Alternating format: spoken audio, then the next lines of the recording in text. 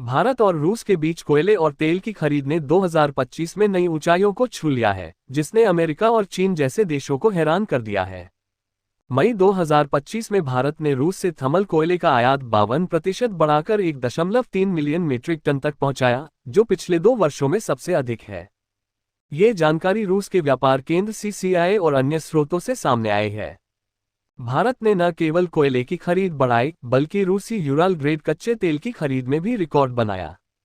2025 की पहली छमाही में भारत ने रूस से समुद्री मार्ग से भेजे गए कुल तेल का 80% हिस्सा खरीदा, जिसमें रिलायंस इंडस्ट्रीज और नायरा एनर्जी ने 45% हिस्सा लिया। इस बढ़ती खरीद की बड़ी वजह रूस द्वारा दी जा रही भारी छूट और उच्च गुणवत्ता वाला कोयला है। रूस यूक्रेन युद्ध के बाद 2022 से पश्चिमी देशों के प्रतिबंधों के कारण रूस ने भारत को सस्ते दामों पर तेल और कोयला देने की रणनीति अपनाई। इससे पहले भारत रूस से नगण्य मात्रा में तेल और कोयला आयात करता था, लेकिन अब रूस भारत का शीर्ष तेल आपूर्तिकर्ता बन गया है।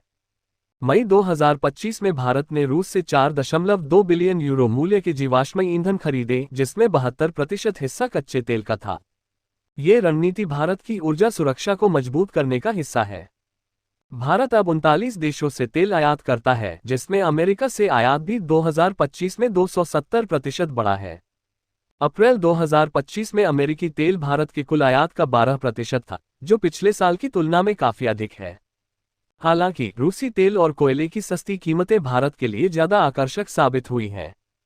इस बीच अमेरिका ने रूस के खिलाफ सख्ती दिखाते हुए सैंक्शनिंग रशिया एक्ट ऑफ 2025 प्रस्तावित किया है, जो रूस से ऊर्जा खरीदने वाले देशों पर 500% टैरिफ लगाने की बात करता है।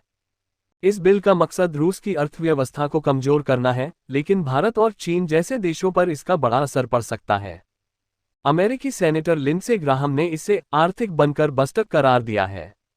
हालांकि ट्रंप प्रशासन इस बिल का विरोध कर रहा है, क्योंकि यह अमेरिका रूस संबंधों को नुकसान पहुंचा सकता है। दूसरी ओर भारत और चीन ने इंडोनेशिया से कम गुणवत्ता वाले कोयले का आयात कम कर उच्च गुणवत्ता वाले कोयले की ओर रुख किया है। भारत ने दक्षिण अफ्रीका और तंजानिया से कोयले की खरीद बढ़ाई है। ये बदलाव वैश्विक कोयला कीमतों में गिरावट और भारत की घरेलू उत्पादन बढ़ाने की रणनीति से प्रेरित है। भारत की यह रणनीति न केवल ऊर्जा सुरक्षा को मजबूत करती है, बल्कि वैश्विक भू राजनीति में उसकी स्थिति को भी सुदृढ़ करती है। रूस के साथ बढ़ते व्यापार ने भारत को ऊर्जा क्षेत्र में एक मजबूत खिलाड़ी बनाया है, जिसे अमेरिका और चीन भी गंभीरता से देख रहे हैं।